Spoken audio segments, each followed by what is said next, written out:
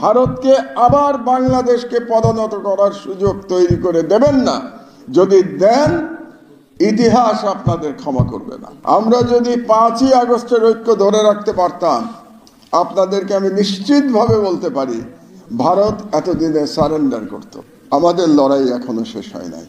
আপনারা এই ভ্রান্তিতে থাকবেন না যে ভারতীয় সাম্রাজ্যবাদ এত সহজে বাংলাদেশে তাদের এত বড় পরাজয় মেনে নেবে। এবং গত 5 মাস ধরে আপনারা দেখেছেন যে কিভাবে তারা একটার পর একটা ষড়যন্ত্র করে গেছে, একের পর এক কার্ড খেলে গেছে। আপনাদের এখানেই তো ইসকন কার্ড খেলা হয়েছিল, নিশ্চয়ই আপনারা ভুলে যান নাই। এখান থেকেই তো সেই সংখ্যালঘু কার্ড শুরু হয়েছিল। এক একটা কার্ডে তারা পরাজিত হয়েছে এবং আবার নতুন কার্ড নিয়ে এসছে। গত 2 দিন ধরে তারা লেটেস্ট একটা কার্ড খেলার চেষ্টা করছে, প্রফেসর ইউনূসের পদত্যাগ কার্ড।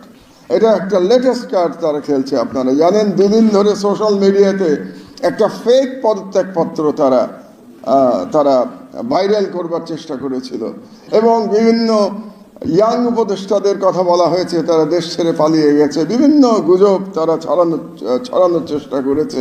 এগুলো কিন্তু সবই এই পাশের দেশের এক একটা করে কার্ড, এক একটা করে তারা পরাজিত হচ্ছে, কিন্তু তারা হাল ছেড়ে দিচ্ছে না। এই যে আমাদের যে ঐক্যটা গড়ে উঠেছিল 5ই আগস্টে, সেই ঐক্যটা কিন্তু গত 5 মাসে কমে গেছে। এবং এই ঐক্যতে চির ধরার কারণেই ভারতীয় সাম্রাজ্যবাদ একের পর এক কার্ড খেলার সাহস পাচ্ছে।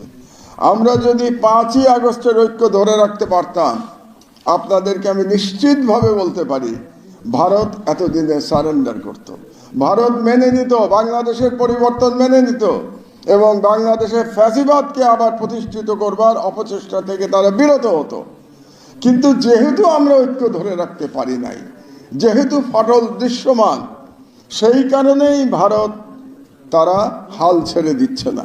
কাজেই ভারত যে হাল ছাড়ছে না, বাংলাদেশকে আবার ফ্যাসিবাদের পদোন্নত করবার, আবার সাম্রাজ্যবাদের কাছে পদোন্নত করবার যে হাল ছাড়ছে না, সেই ব্যর্থতার দায়িত্ব আমাদের সকলের, রাজনীতিবিদদের, আমাদের প্রফেশনালদের, ছাত্র জনতা, সবার। কারণ আমরা ঐক্যটা ধরে রাখতে পারি নাই।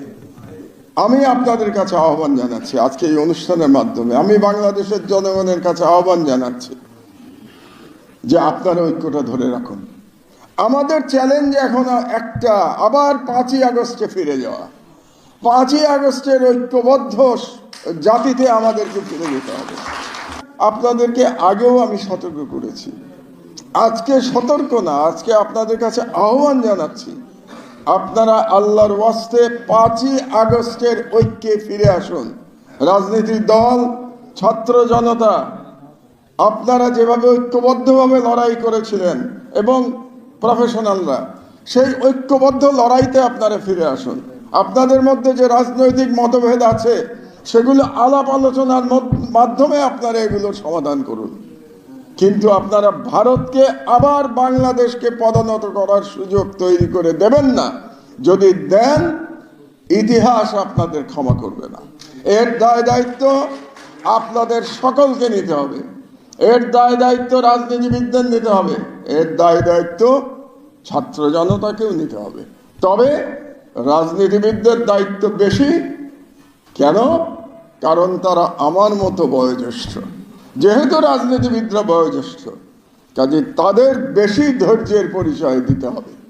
যে রাজনীতিবিদরা ধৈর্যের পরিচয় দিতে ব্যর্থ হবেন, তাদেরকে বাংলাদেশের জনগণ ক্ষমা করবে না। এটা ইতিহাসের কাছে তারা দায়ী থাকবেন। কাজে আপনার